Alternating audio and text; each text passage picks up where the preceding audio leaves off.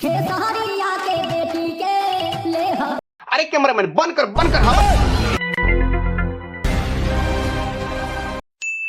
हाँ तो का हाल बा भाई लोग, भोजपुरी के भोसड़ापुर नगरी में एक बार फिर से हम आ गए बानी। क्यों?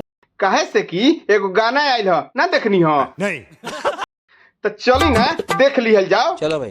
खेसारिया के बेटी के ले अरे भाई। हाँ आ जब तहरा के खेसारी भैया ले लिहन तो मत कहिए कि गाड़ भमाड़ हो गइल बा। तहरा गाड़ी में छनावटा पेलो भाग सारे तुम।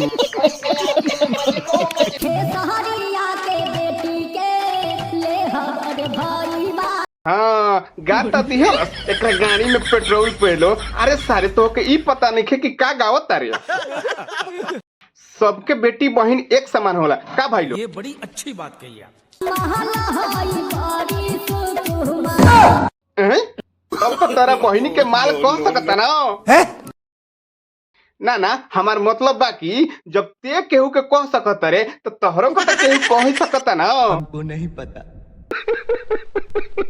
लेंगे लेंगे किसी को लेंगे लेंगे। अरे रुक रुक रुक तनी बीचो में का कहले तनी फिर से कहबे। लेंगे लेंगे किसी को लेंगे लेंगे।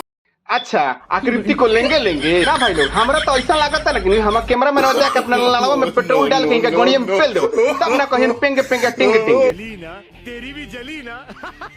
खेसारिया के बेटी के ले अरे भाई। अरे कैमरा मैन बंद कर हमरा तो ये गाना सुन के लागत है कानवा में खून फेंक दी। बंद कर